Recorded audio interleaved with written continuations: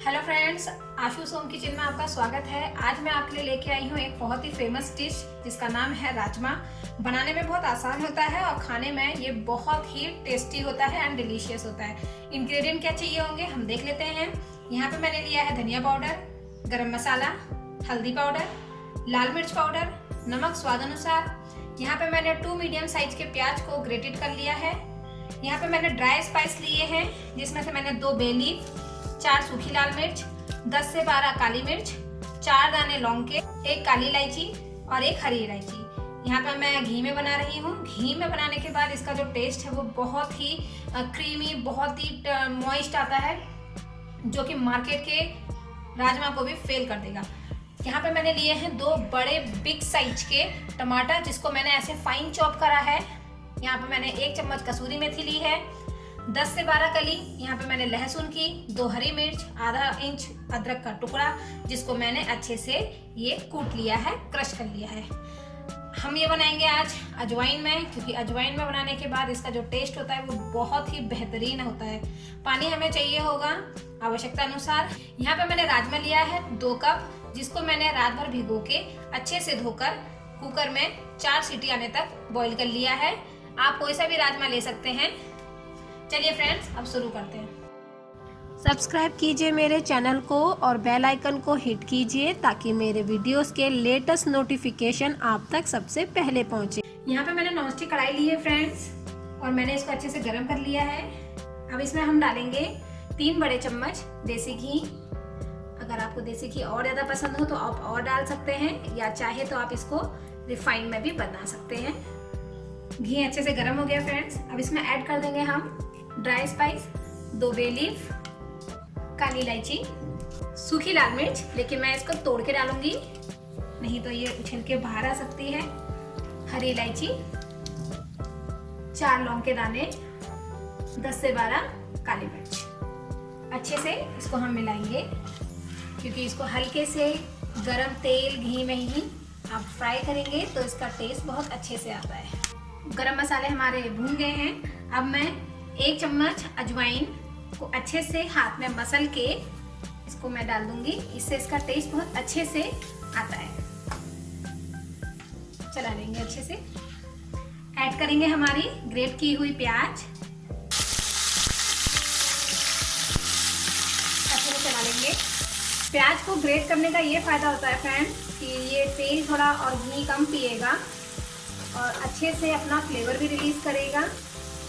और अगर आप इसको प्यूरी डालते हैं तो उसमें पानी की क्वांटिटी बहुत ज़्यादा हो जाती है, जिसकी वजह से बहुत ज़्यादा पानी मिक्सी में ग्राइंड करके हो जाता है, जिसकी वजह से ये तेल बहुत ज़्यादा पीता है। थोड़ा जल्दी सौटे करने के लिए मैं इसमें थोड़ा सा नमक ऐड करूँगी। आँच को मीडियम हाई फ्लेम पे रखेंगे। 2 मिनट तक इसको हम भूनते रहेंगे जब तक कि ये गोल्डन ब्राउन ना हो जाए। 2 मिनट हो गए हैं फ्रेंड्स। प्याज का कलर भी चेंज हो गया है। इसमें ऐड कर देंगे ये ग्रेट किया हुआ हमारा लहसुन, अदरक और मिर्च का पेस्ट। इसको मिलाएंगे 1 से 2 मिनट। अब इसको भी भून देंगे फ्रेंड्स, ताकि ये भी अच्छे से अपना फ्लेवर रिलीज कर दे, राजमा का टेस्ट और भी बेहतर हो जाए। 2 मिनट हो गया फ्रेंड्स और ये हमारा मसाला अच्छे से भून के तैयार है।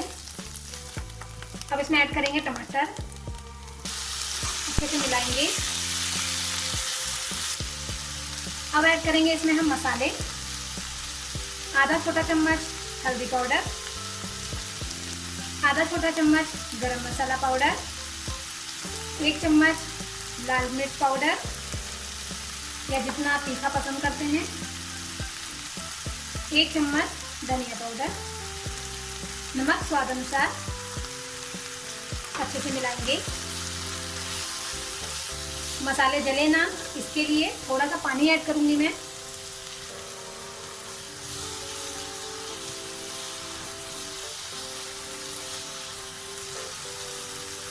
टमाटर और मसाले अच्छे से भून जाएं, इसके लिए मैं आंच को सिम पे करके इसको 1 से 1.5 मिनट के लिए कवर करके पकाऊंगी। 1 से 1.5 मिनट हो गए हैं फ्रेंड्स। मसाले अच्छे से भून गए हैं। टमाटर भी बहुत सॉफ्ट हो गए हैं और बहुत अच्छे से मैश भी हो रहे हैं। आंच को मीडियम फ्लेम पे कर लेंगे ताकि और अच्छे से हम इसको पकाएं। सारे टमाटरों को अच्छे से आप मैश कर दीजिए। किसी भी डिश का जो मेन वर्क होता है वो सिर्फ मसालों को भूनना होता है। अगर मसाले आप अच्छे से भूनेंगे तो डेफिनेटली आपकी जो भी रेसिपी है, जो भी आप बना रहे हैं, वो बहुत ही टेस्टी बनेगा। कम मसालों में भी आप बहुत बेहतरीन खाना बना सकते हैं। अगर आप उसको अच्छे से भूनते हैं, अच्छे से पकने देते हैं, तो वो ऑटोमेटिक आपके लिए बहुत अच्छा टेस्ट रिलीज करेगा। देखिए टमाटर अच्छे से मैश हो गए हैं। अब हम इसमें ऐड कर देंगे हमारे उबले हुए राजमा। इसको मिलाएंगे 1 मिनट तक।